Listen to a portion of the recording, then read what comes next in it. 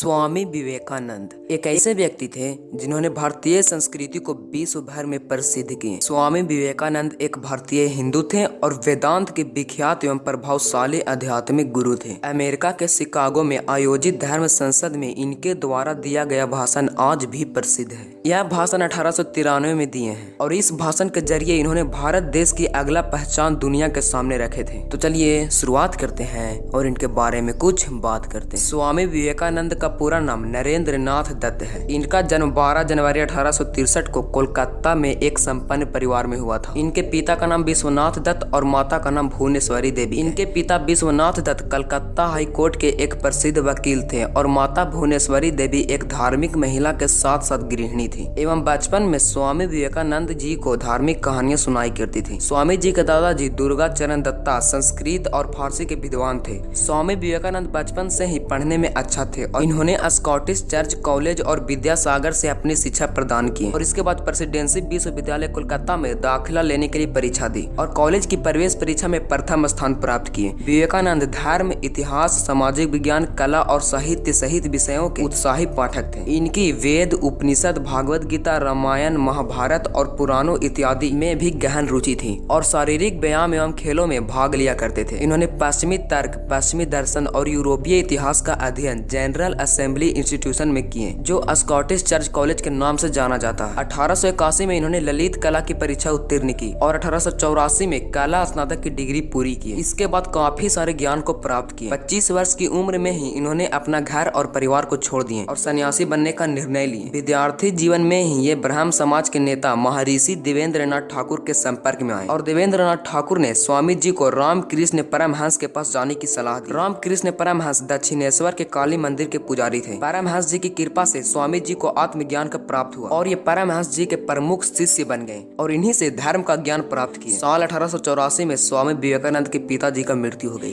25 वर्ष की उम्र में स्वामी जी ने गेरुआ वस्त्र धारण कर लिए और इसके बाद पैदल ही भारतवर्ष की यात्रा की। 31 मई 1893 को अपनी यात्रा शुरू किए और जापान के कई शहरों, चीन और कनाडा होते हुए अमेरिका के शिकागो पहुंचे। 1893 में शिकागो में विश्व धर्म परिषद हो रही थी। विवेकानंद जी भारत के प्रतिनिधि के रूप में वहां पहुंचे। उस समय यूरोप और अमेरिका के लोग भारतवासियों को हीन दृष्टि से देखते थे। वहां के लोगों ने प्रयत्न किया कि स्वामी जी को परिषद में बोलने का समय ही न दिया जाए, लेकिन एक अमेरिकी प्रोफेसर के प्रयास से उन्हें थोड़ा समय मिला और उस परिषद में इनके विचार सुनकर सभी विद्वान चकित हो गए और फिर अमेरिका में उनका अत्यधिक स्वागत हुआ और इसके बाद इनके भक्तों का एक बहुत बड़ा समुदाय बन गया। 3 वर्षों तक ये अमेरिका में रहे और वहाँ के मीडिया ने इनके ज्ञान को देखते हुए साइक्लोनिक हिंदू का नाम दिया। अनेकों अमेरिकी विद्वानों ने इनका शिष्यत्व ग्रहण किया और ये सदा अपने को गरीबों का सेवक कहते थे। स्वामी विवेकानंद ने भारत के गौरव को विश्व भर में उज्जवल कराने का सदा प्रयत्न किए। स्वामी जी को हमेशा से पता था कि वे 40 साल की उम्र तक नहीं रहेंगे और 39 साल की उम्र में 4 जुलाई 1902 को स्वामी विवेकानंद ने इस भौतिक दुनिया को छोड़ दिया और हमेशा के लिए सर्वोच्च ऊर्जा में विलीन हो